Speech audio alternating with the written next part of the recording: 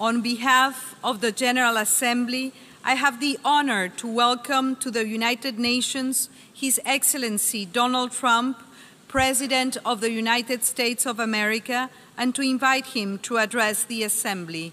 You have the floor, sir.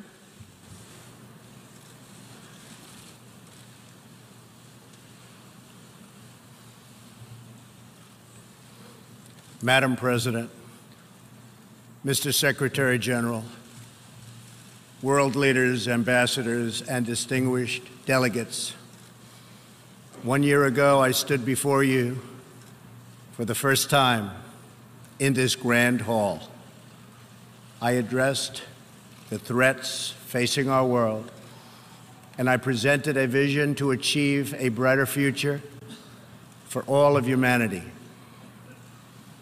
Today I stand before the United Nations General Assembly to share the extraordinary progress we've made. In less than 2 years, my administration has accomplished more than almost any administration in the history of our country. America's so true.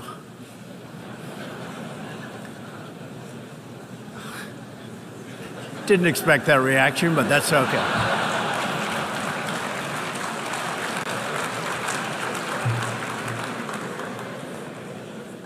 America's economy is booming like never before. Since my election, we've added $10 trillion in wealth. The stock market is at an all-time high in history, and jobless claims are at a 50-year low.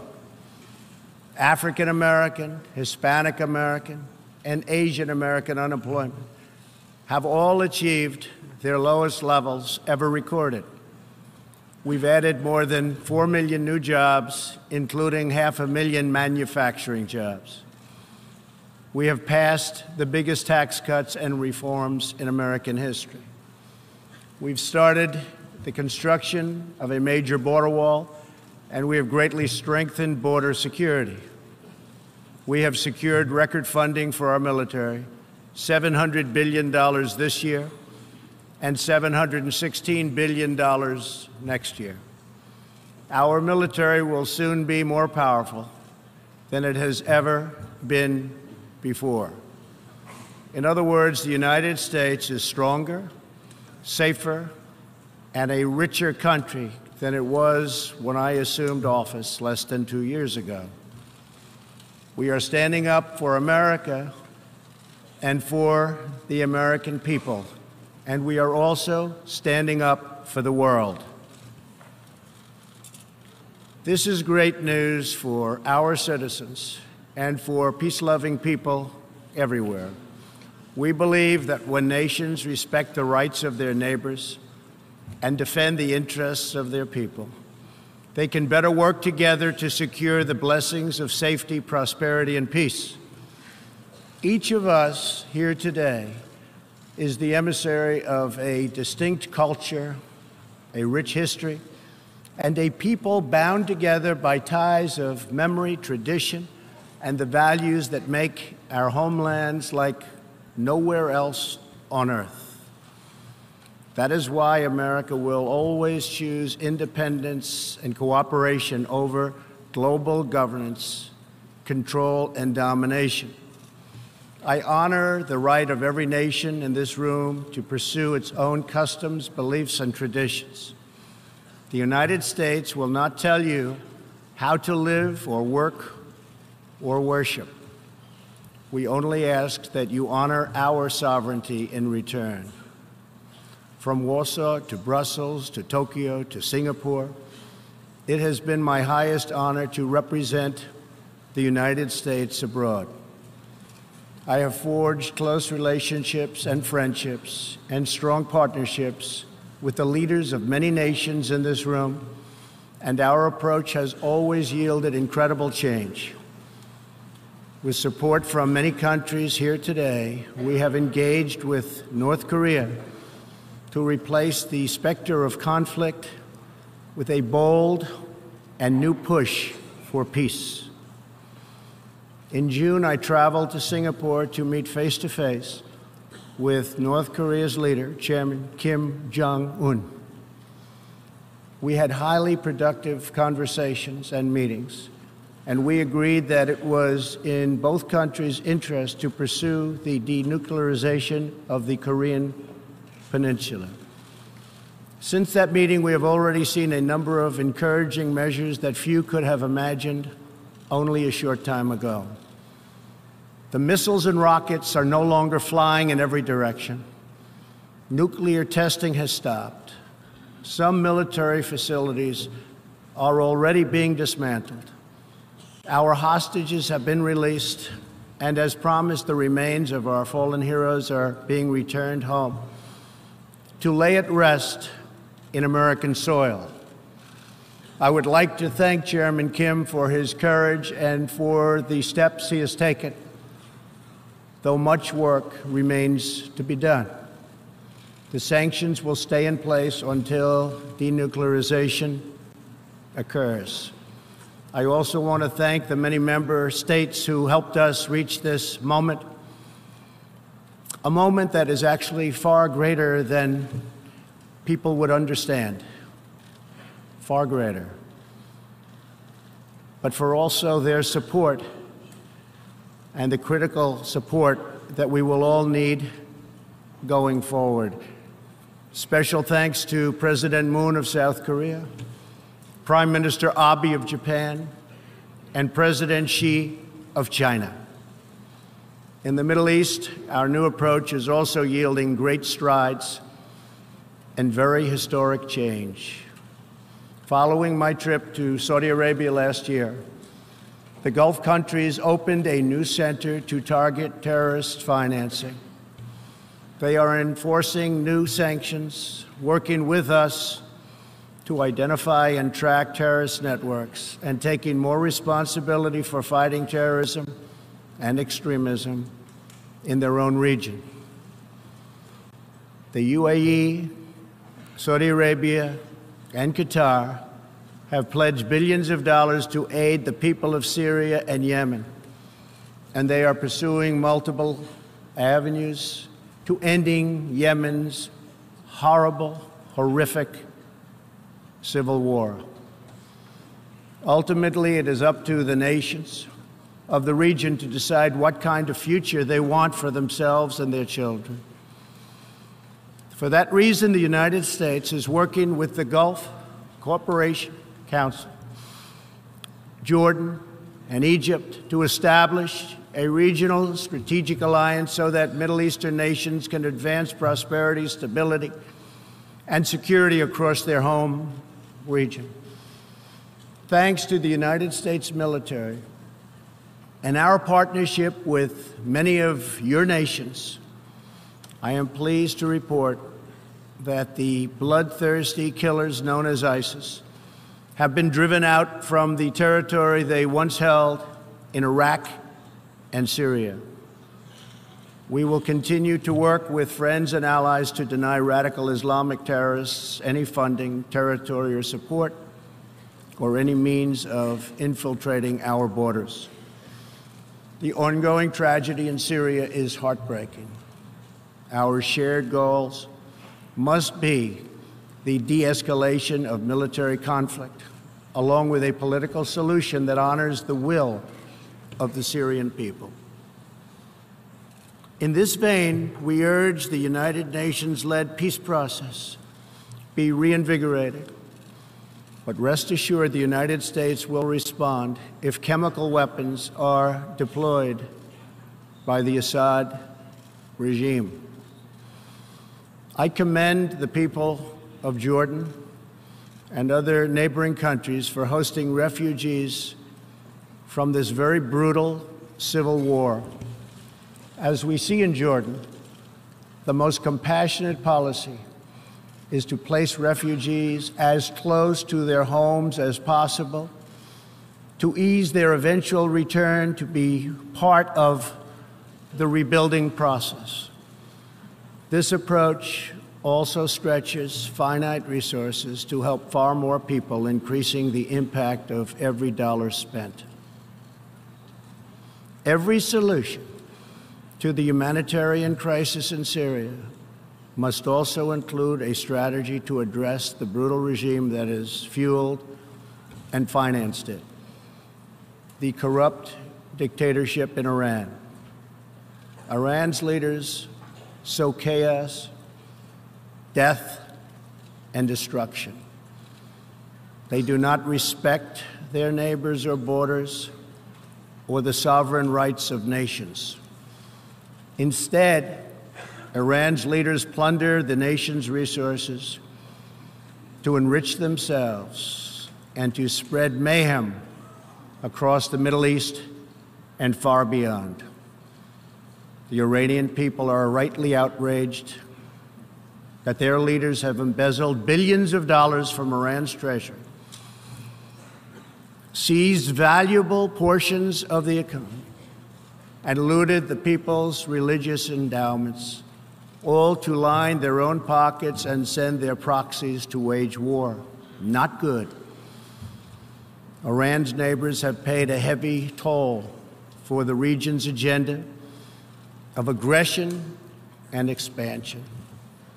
That is why so many countries in the Middle East strongly supported my decision to withdraw the United States from the horrible 2015 Iran nuclear deal and reimpose nuclear sanctions.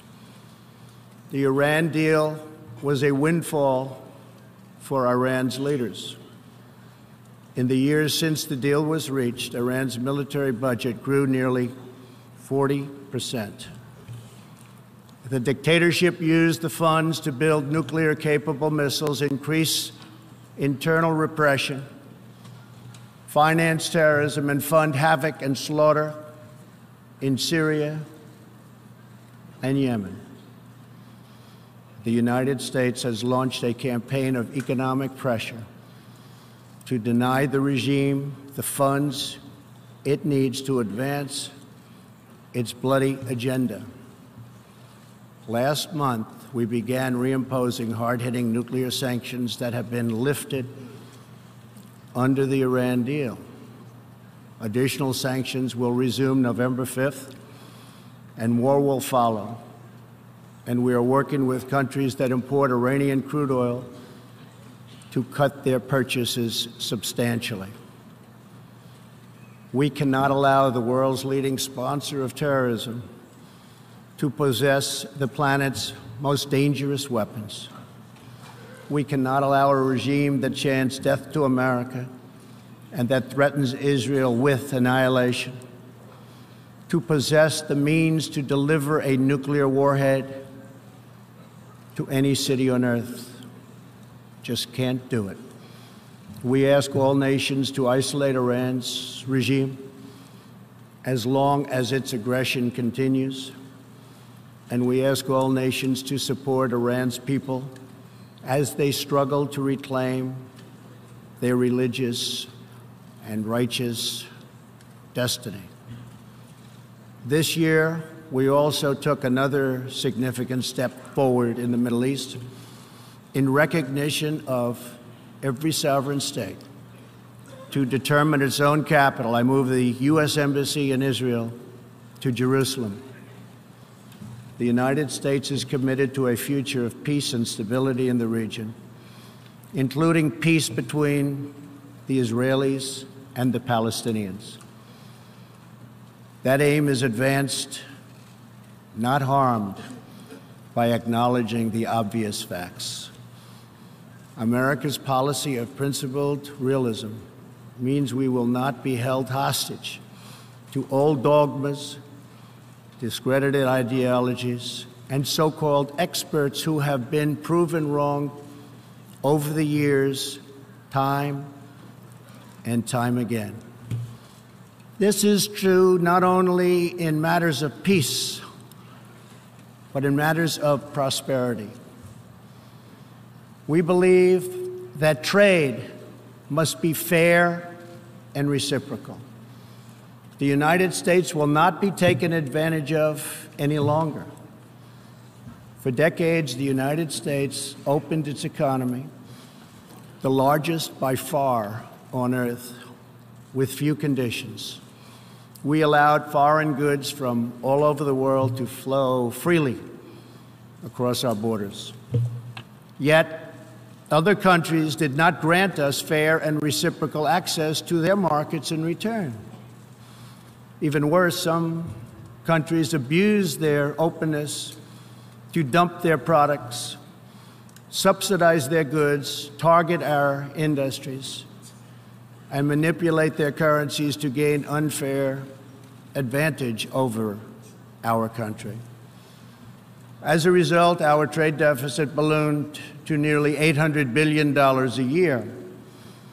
For this reason, we are systematically renegotiating broken and bad trade deals. Last month, we announced a groundbreaking U.S.-Mexico trade agreement. And just yesterday, I stood with President Moon to announce the successful completion of the brand new U.S.-Korea trade deal. And this is just the beginning. Many nations in this hall will agree that the world trading system is in dire need of change. For example, countries were admitted to the World Trade Organization that violate every single principle on which the organization is based. While the United States and many other nations play by the rules, these countries use government-run industrial planning and state-owned enterprises to rig the system in their favor. They engage in relentless product dumping, forced technology transfer, and the theft of intellectual property. The United States lost over 3 million manufacturing jobs, nearly a quarter of all steel jobs, and 60,000 factories after China joined the WTO. And we have racked up $13 trillion in trade deficits over the last 2 decades. But those days are over. We will no longer tolerate such abuse. We will not allow our workers to be victimized, our companies to be cheated, and our wealth to be plundered and transferred. America will never apologize for protecting its citizens. The United States has just announced tariffs on another $200 billion in Chinese-made goods, for a total so far of $250 billion. I have great respect and affection for my friend, President Xi, but I have made clear our trade imbalance is just not acceptable. China's market distortions and the way they deal cannot be tolerated. As my administration has demonstrated, America will always act in our national interests. I spoke before this body last year and warned that the UN Human Rights Council had become a grave embarrassment to this institution, shielding egregious human rights abusers while bashing America and its many friends. Our ambassador to the United Nations, Nikki Haley, laid out a clear agenda for reform, but despite reported and repeated warnings, no action at all was taken. So the United States took the only responsible course. We withdrew from the Human Rights Council, and we will not return until real reform is enacted. For similar reasons, the United States will provide no support in recognition to the International Criminal Court. As far as America is concerned, the ICC has no jurisdiction, no legitimacy, and no authority. The ICC claims near universal jurisdiction over the citizens of every country, violating all principles of justice, fairness, and due process. We will never surrender America's sovereignty to an unelected, unaccountable global bureaucracy.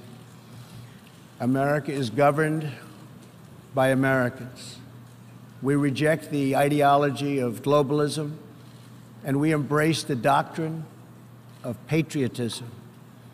Around the world, responsible nations must defend against threats to sovereignty, not just from global governments, but also from other new forms of coercion and domination. In America, we believe strongly in energy security for ourselves and for our allies. We have become the largest energy producer anywhere on the face of the earth. The United States stands ready to export our abundant, affordable supply of oil, clean coal, and natural gas. OPEC and OPEC nations are, as usual, ripping off the rest of the world. And I don't like it. Nobody should like it. We defend many of these nations for nothing, and then they take advantage of us by giving us high oil prices. Not good. We want them to stop raising prices. We want them to start lowering prices, and they must contribute substantially to military protection from now on. We are not going to put up with it, these horrible prices, much longer. Reliance on a single foreign supplier can leave a nation vulnerable to extortion and intimidation. That is why we congratulate European states such as Poland for leading the construction of a Baltic pipeline so that nations are not dependent on Russia to meet their energy needs. Germany will become totally dependent on Russian energy if it does not immediately change course. Here in the Western Hemisphere, we are committed to maintaining our independence from the encroachment of expansionist foreign powers. It has been the formal policy of our country since President Monroe that we reject the interference of foreign nations in this hemisphere and in our own affairs. The United States has recently strengthened our laws to better screen foreign investments in our country for national security threats. And we welcome cooperation with countries in this region and around the world that wish to do the same. You need to do it for your own protection. The United States is also working with partners in Latin America to confront threats to sovereignty from uncontrolled migration. Tolerance for human struggling and human smuggling and trafficking is not humane. It's a horrible thing that's going on at levels that nobody has ever seen before. It's very, very cruel. Illegal immigration funds criminal networks, ruthless gangs, and the flow of deadly drugs. Illegal immigration exploits vulnerable populations, hurts hardworking citizens, and has produced a vicious cycle of crime, violence, and poverty. Only by upholding national borders, destroying criminal gangs, can we break this cycle and establish a real foundation for prosperity. We recognize the right of every nation in this room to set its own immigration policy in accordance with its national interests, just as we ask other countries to respect our own right to do the same, which we are doing. That is one reason the United States will not participate in the new global compact on migration. Migration should not be governed by an international body unaccountable to our own citizens. Ultimately, the only long-term solution to the migration crisis is to help people build more hopeful futures in their home countries, make their countries great again. Currently, we are witnessing a human tragedy, as an example, in Venezuela. More than 2 million people have fled the anguish inflicted by the socialist Maduro regime and its Cuban sponsors. Not long ago, Venezuela was one of the richest countries on earth. Today, socialism has bankrupted the oil-rich nation and driven its people into abject poverty. Virtually everywhere socialism or communism has been tried, it has produced suffering, corruption, and decay. Socialism's thirst for power leads to expansion, incursion, and oppression. All nations of the world should resist socialism and the misery that it brings to everyone. In that spirit, we ask the nations gathered here to join us in calling for the restoration of democracy in Venezuela. Today, we are announcing additional sanctions against the repressive regime, targeting Maduro's inner circle and close advisors. We are grateful for all of the work the United Nations does around the world to help people build better lives for themselves and their families. The United States is the world's largest giver in the world, by far, of foreign aid. But few give anything to us. That is why we are taking a hard look at U.S. foreign assistance. That will be headed up by Secretary of State Mike Pompeo. We will examine what is working, what is not working, and whether the countries who receive our dollars and our protection also have our interests at heart. Moving forward, we are only going to give foreign aid to those who respect us and, frankly, are our friends. And we expect other countries to pay their fair share for the cost of their defense. The United States is committed to making the United Nations more effective and accountable.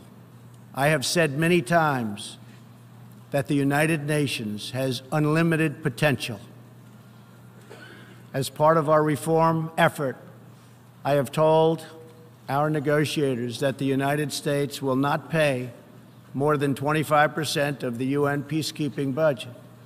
This will encourage other countries to step up, get involved, and also share in this very large burden. And we are working to shift more of our funding from assessed contributions to voluntary, so that we can target American resources to the programs with the best record of success. Only when each of us does our part and contributes our share can we realize the UN's highest aspirations. We must pursue peace without fear, hope without despair, and security without apology. Looking around this hall, where so much history has transpired, we think of the many before us who have come here to address the challenges of their nations and of their times.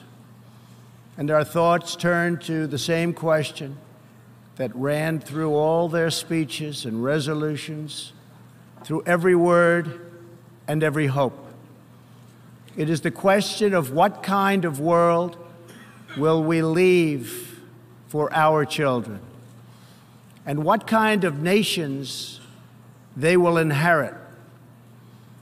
The dreams that fill this hall today are as diverse as the people who have stood at this podium, and as varied as the countries represented right here in this body are. It really is something. It really is great, great history. There is India, a free society, over 1 billion people, successfully lifting countless millions out of poverty and into the middle class. There is Saudi Arabia, where King Salman and the Crown Prince are pursuing bold new reforms. There is Israel, proudly celebrating its 70th anniversary as a thriving democracy in the Holy Land. In Poland, the great people are standing up for their independence, their security, and their sovereignty. Many countries are pursuing their own unique visions, building their own hopeful futures, and chasing their own wonderful dreams of destiny, of legacy, and of a home. The whole world is richer. Humanity is better because of this beautiful constellation of nations, each very special, each very unique, and each shining brightly in its part of the world. In each one, we see awesome promise of a people bound together. As for Americans, we know what kind of future we want for ourselves. We know what kind of a nation America must always be.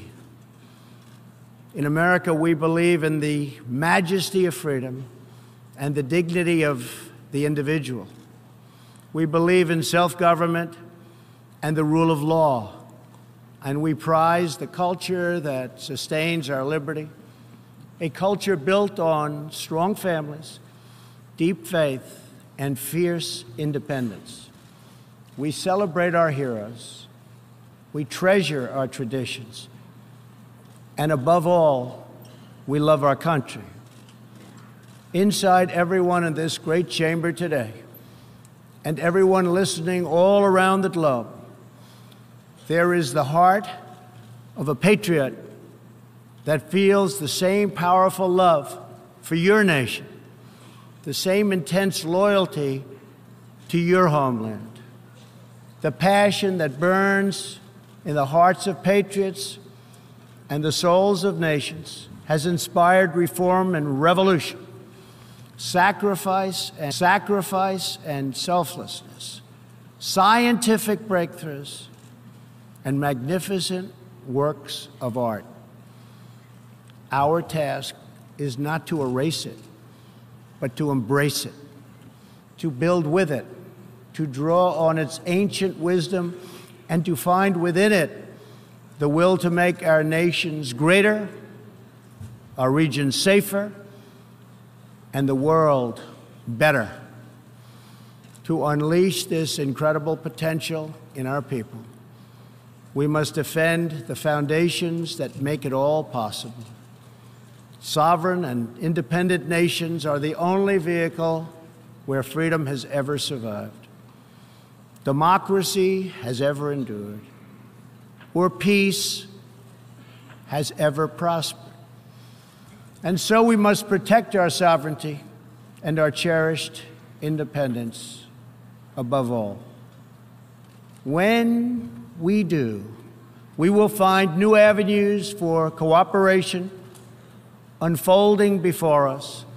We will find new passion for peacemaking rising within us.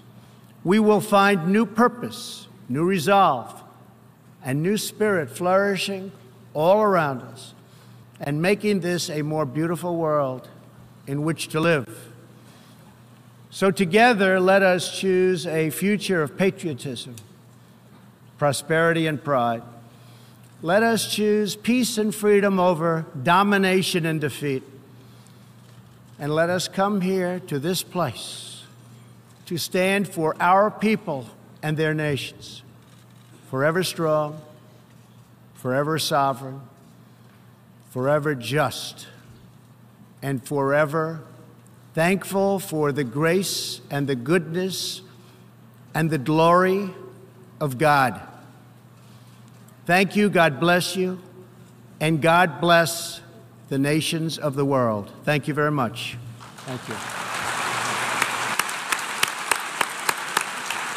On behalf of the General Assembly, I wish to thank the President of the United States of America for the statement just made.